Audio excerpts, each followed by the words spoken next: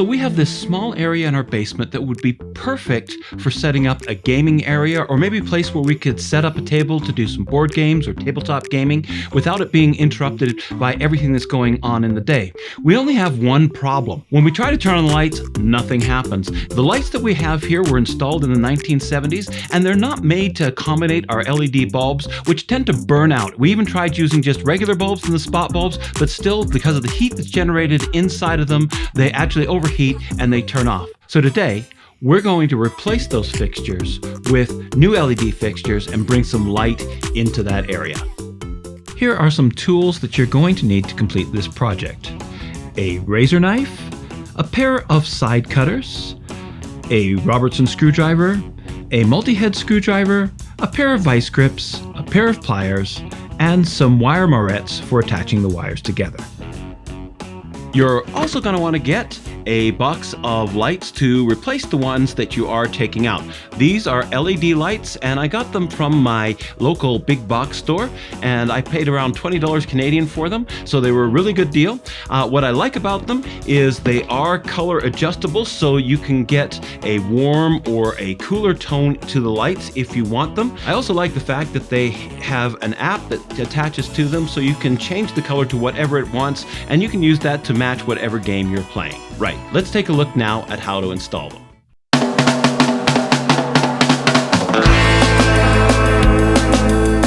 Make sure that you turn off the breaker before doing any work, and ensure that children and animals are out of the picture. Take out any light bulbs so that you can expose the screws, and then using the Robertson screwdriver you can unscrew the screws that are holding it in place. The fixture should then just come easily out of the ceiling, and as you notice on the back end there is an electrical box with a stress relief clamp. Make sure you undo the stress relief clamp so that it loosens up the wire. Inside the fixture you'll also see some screws that need to be undone to be able to take the fixture apart from the electrical box. This light was hardwired in, so we had to actually cut the wires from the fixture before stripping them.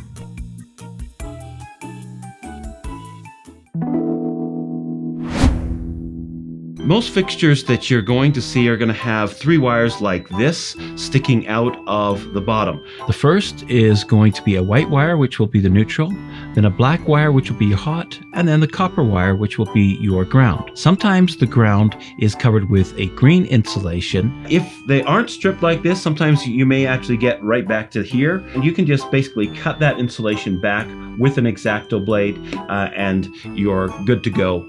You can also strip the ends of the wire if they aren't already stripped, or if you have to cut them back just by using a pair of nippers like this, and just kind of nip around it a little bit to kind of just get the insulation just kind of worked away. There we go. You can see how that's just coming right off of there, and you just pull it off like that. If you need to cut these wires, sometimes you can use your vice grips. This little piece in the middle here is the place where you can actually just cut through the wires. So for some of the thicker wires that you may want to actually use this here, because it gives you a little bit of extra force. Wire nuts are a great way to connect wires together, and here you'll see that we've got three different sizes: a smaller one for smaller gauge wire, a medium size one for medium gauge wire, and a larger one for larger gauge wire. You can choose whichever one best suits your wires that you've got, and make sure you've got enough capacity to take the wires you need. This one over here is a little unique because it's got the wings on the side, which makes it a little easier to turn it when it comes to screwing over top of the wires. To use the moret, take and divide the wires. Now, a lot of people will just kind of hold the two wires together, grab the moret, and screw it on directly like that. The problem is this doesn't make a proper connection, and the moret can come off or the wires can come apart.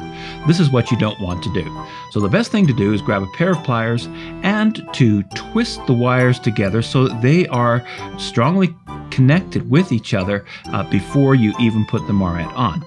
As soon as you've got them all twisted together, you're going to grab the moret and you're going to screw it on tightly. You can see that this particular joint is going to be a lot firmer, and when I try to pull the wires apart, they don't come apart.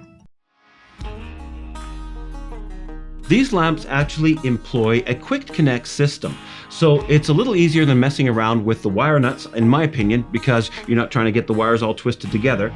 Basically, you've got this little connector here, and you'll see how it has a couple of holes in the back for you to put the wires in. So all you do is take and match the color of the wire with the color of the wire that's coming out of your fixture. So the black one here, which is your hot wire, is just going to go straight into the back of this one here that matches the black.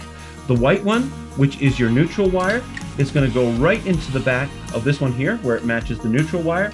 And then for your ground, it's going to go right into the back here. Some wires don't have the green insulation, so you can just recognize it by the copper wire, and it just goes right in the back there.